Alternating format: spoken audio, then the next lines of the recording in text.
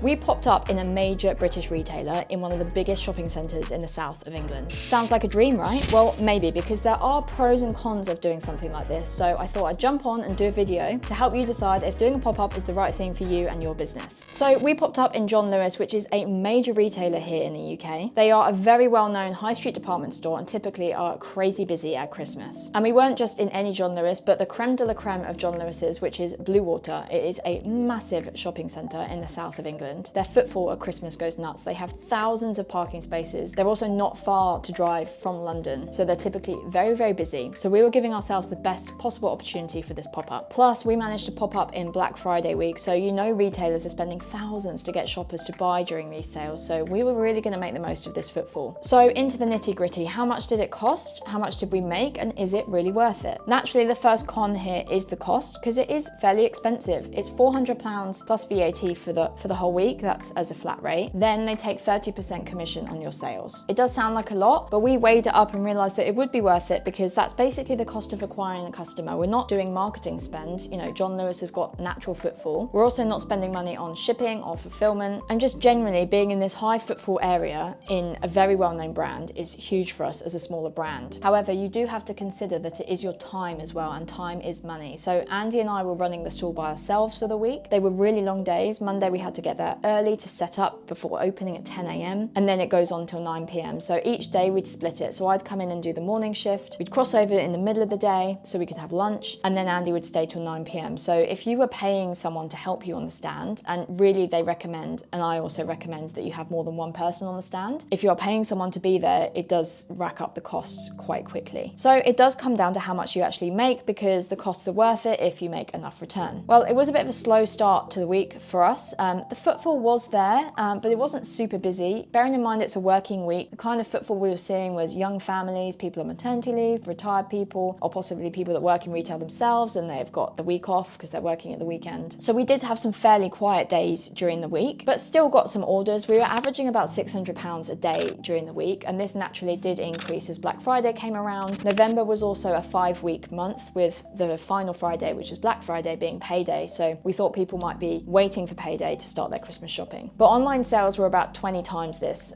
during this time, so we're standing there thinking this is a lot of time and effort for not much return versus our online store, which is going absolutely crazy. We had a record-breaking week, a record-breaking Black Friday. Overall, the John Lewis experience for us was not just about the sales we were making. That being said, long term, you need a return on investment for this kind of thing, especially when it's taking up so much of your time as a business owner. And I do know a lot of brands that do these week in, week out, and they're running the stands themselves. So I'm assuming that actually they're doing a lot better sales-wise than we did, or potentially their online channel isn't as strong as ours. Bearing in mind, our average order value is about £30. It's £10 for a pair of socks. So we have to sell a lot of socks to make that money back. If we had to pay staff to be on the stand in our place, so thinking about if we were to do it over a long-term period and actually staff a stand or a shop, and naturally they would be much more expensive than kind of a 1-week pop-up, we wouldn't have made money, we'd have lost money. So although our online sales supplemented that, we realized that this is one hell of an opportunity. It was a great test for us. We learned a lot, but we won't be doing it again unless we changed a lot with our product or had maybe bigger gift boxes, for example, to really increase that average order value. So if you are considering doing something like this, think about how you can get customers to spend more in person. We did a 5 for 4 deal, so that really encouraged customers to buy more in one go. And we know that also works online, but again, the commission was just too high for us to make that work on a long-term basis. But the best thing about it was meeting the customers in person. So bearing in mind we're an online brand, so we don't get to have this interaction with customers like we do in person. And we learned so much. There was so much insight that we gathered from seeing people actually picking up our socks and seeing how they decide what socks they want for which person. Are they buying for gifts? Are they buying for themselves? Amazing. And we even got to meet customers that have been with our brand for years. I saw someone actually wearing our socks and they've been shopping with us for like the last 4 years. So that was awesome, and just an experience that was just really incredible. The other insight that we were gaining from seeing people buying in person and, you know, their preferences and their shopping behaviors is how to kind of arrange the stand, which I think you can really learn from as well. And actually we're taking this insight and putting it on our website. People really do shop from what they see in front of them. So we had a big table and it had a high back as well with shelves. So we were able to kind of stock the whole stand from like top to bottom. And I had these baubles, which we put on the back shelf. Now we'd sold out of these online, so we knew they'd been popular, but we weren't selling any. So I tried moving them down right to the front where customers, I could see they were coming by, and that's the first place they would look, and then we sold 2 within half an hour. So people buy what they see. Day 1, also our stock wasn't fully arranged in the way I wanted it to be. We'd kind of got everything out, and then we needed to organize it because we had a few mixed piles of socks. We had a point of sale stand with, you know, stacks of socks mixed. So you couldn't really tell what we had. And I think customers were getting that like fear of missing out, where they want to see the entire range and think, yes, I've made the right decision with all of the information available. As soon as we had everything arranged so they were in neat piles of the same design, customers didn't have to kind of fertile through looking for designs that they wanted. That then worked. Sales went up. I think conversion rate went up. We saw more people were comfortable with buying what they could see in front of them. Also, as soon as we started getting low on a particular design, so at the front I had my Christmas stock, so if I had down like to 2 or 3 pairs of sloth socks, I'd move them further down. I'd bring up a nice chunky stack of socks that I did have lots of stock of, because we want to move the stock we have plenty of, and that goes the same for our website. Our merchandiser will go onto the website and move stock around at Christmas on a daily basis to make sure that we're pushing 1, best-selling, and 2, high stock items. And finally, one other thing I did to start with, we'd arranged everything in alphabetical order, and this was so we could tell people what designs we had. So if they were coming to me asking for dolphins, I knew exactly where they were. Halfway through the week, I changed that up and I moved to colours. So I had everything lined out in kind of greens, blues, reds, yellows, blacks, etc. Looked more visually pleasing, and I think generally people were shopping animal first, but also then they're considering the colour. So they were drawn to a specific colour as well, and we really noticed that. So overall, I think it was worth doing. It was worth doing once for us because we've got the name brand recognition. We're going to talk about the fact we were in John Lewis, as seen in John Lewis across our website. It's amazing for us. This was actually a very, very safe, low cost, low risk way of testing in-person retail. So to summarise, we're getting name brand recognition from a huge UK department store that we can use online. We're also going to go back to John Lewis and pitch them on this and say, look, we were with you for a week, our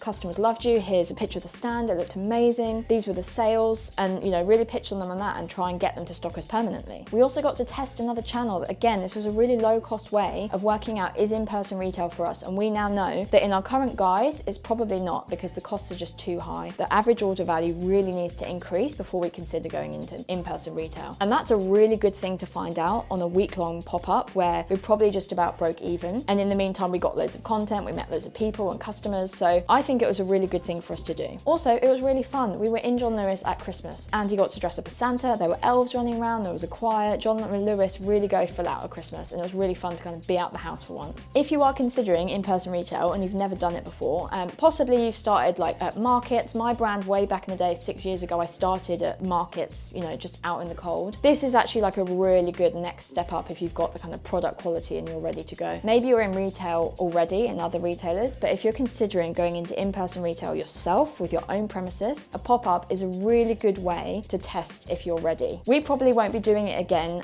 in our current format because the margins just aren't there for us, but I think doing it once was an excellent decision for us. If you're considering doing a pop-up and have other questions, drop them in the comments below, or if you've done a pop-up and have got your own insights, we'd love to hear from you. I do hope you found this video useful. Subscribe to our channel to get weekly content to help you and your product business grow. I'll see you in the next video.